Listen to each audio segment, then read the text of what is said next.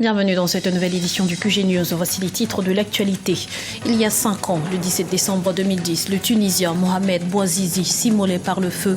Un acte qui marquera le début du printemps arabe. 5 ans après, l'heure est au bilan. L'opposition nigérienne fait marche arrière. Elle a suspendu ce mardi sa participation à l'audit du fichier électoral et réclame l'intervention d'un cabinet international. Et puis les départs se poursuivent au Burundi. Le regain de tension de ces derniers jours a poussé des milliers de personnes sur les routes de la Tanzanie notamment.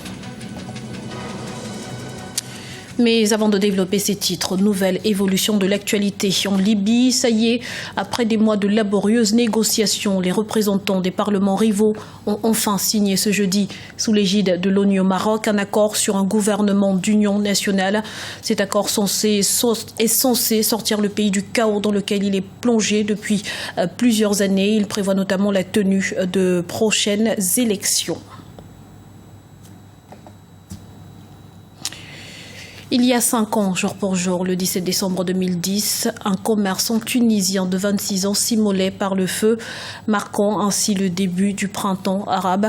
Depuis, le pays a parcouru bien du chemin. On fait le point tout de suite avec Paul de Singwe. 5 ans, Mohamed Bouazizi s'immolait par le feu. Par cet acte fatal, ce jeune commerçant tunisien marquait ainsi son indignation face au chômage et aux multiples humiliations policières dans son pays. Sans l'avoir prémédité, il donnait là le coup d'envoi d'une vaste révolution populaire en Tunisie. C'est le début du printemps arabe. La région dans laquelle il vivait, et encore, elle est parmi les régions les plus défavorisées, c'est du Bouzid qui est dans les steppes.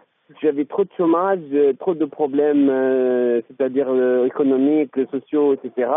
La région était marginalisée et donc il y avait comme un creuset pour le déclenchement des contestations et des mouvements sociaux. Sidi Bouzid, la ville où Mohamed Bouazizi s'est immolé par le feu le 17 décembre 2010, sera donc le départ de ce printemps arabe qui va s'étendre au-delà des frontières tunisiennes. Ce courant de liberté fera naître de grands espoirs chez les Tunisiens et entraîner la chute du président Ben Ali. Mais 5 ans après la révolution tunisienne, quel bilan peut-on tirer et que reste-t-il du printemps arabe ?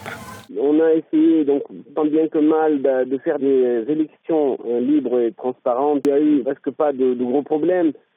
Sur le plan économique, on peut parler de crises, de récession. C'est une récession technique, donc avec une croissance économique négative. Ça fait le 3e trimestre que ça dure. Le chômage donc s'est aggravé, avec aussi baisse des recettes de l'État. La sécurité, il y a eu de grandes failles, presque impardonnables, mais ces grandes failles ont quand même réussi à faire aboutir des réformes au niveau des organes de sécurité. Malgré les menaces djihadistes, la Tunisie a réussi sa transition démocratique. Le 21 décembre 2014, les Tunisiens ont élu Béji Caïd Essebsi à la tête du pays. Une alternance que la Tunisie doit sans doute au printemps arabe. Nouveau rebondissement au Niger. L'opposition a suspendu ce mardi sa participation à l'audit du fichier électoral. Une opération qui avait pourtant été décidée de manière consensuelle. Alors qu'est-ce qui justifie cette décision? Élément de réponse avec Ibrahima Dioumaba.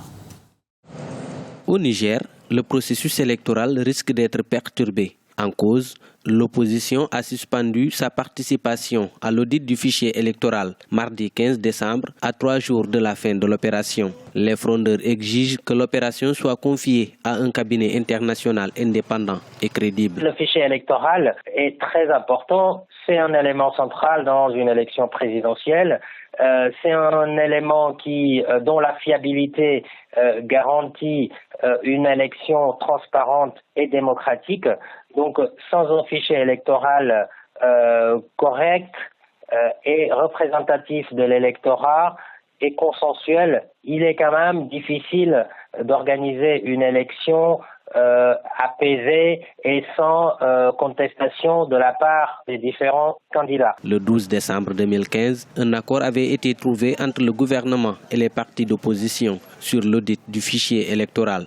À plusieurs reprises, l'opposition a menacé de boycotter l'élection de février 2016 si un consensus n'était pas trouvé et si les irrégularités notées n'étaient pas corrigées. La solution, c'est bien entendu de dialoguer et d'écouter l'ensemble des parties prenantes, puisque l'opposition avance des arguments et étant donné que de toute façon, un fichier électoral parfait, c'est difficile d'en trouver.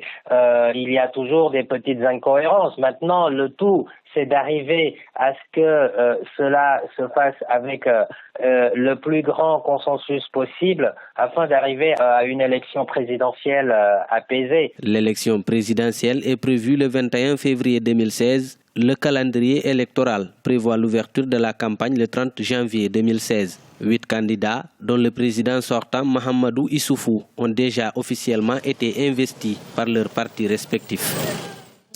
À 2 mois des élections présidentielles et législatives, la tension politique est plus que jamais palpable. Au Niger, les arrestations d'officiels se multiplient. Au moins 4 généraux et colonels auraient été interpellés ce mercredi dans le pays. Dans le reste de l'actualité, c'est l'étape la plus attendue. Au Rwanda, quelques 6,4 millions d'électeurs sont appelés aux urnes ce vendredi 18 décembre dans le cadre du référendum constitutionnel. Une consultation censée entériner une nouvelle constitution permettant au président Paul Kagame de se représenter en 2017 et de potentiellement diriger le pays jusqu'en 2034. 2300 bureaux de vote ont été installés à travers le pays à cet effet. Ce sont les victimes collatérales de la crise politique au Burundi. Le flot de réfugiés qui fuient les violences ne tarit pas et c'est la Tanzanie qui en accueille le plus grand nombre. Les détails avec Omo Kalsomba. Depuis le mois d'avril 2015, plus de 200 000 personnes ont fui les violences occasionnées par la crise politique au Burundi. Débordées, les organisations humanitaires appellent au secours et insistent sur la nécessité de trouver une solution efficace pour résorber la question de l'afflux massif des réfugiés.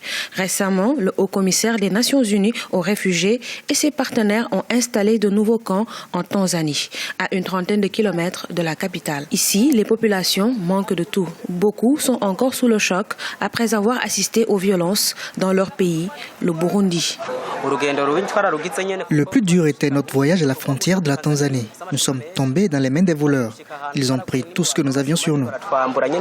Le camp de Nyaruguzu, en territoire tanzanien, accueille pour la plupart des réfugiés burundais et congolais.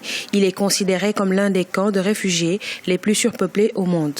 Le programme de désengorgement, actuellement en cours, devrait permettre d'améliorer les conditions de vie des réfugiés. Je suis réellement contente parce que nous étions revenus à la maison. Nous étions vraiment malheureux. Ici, j'ai renoué avec l'espoir.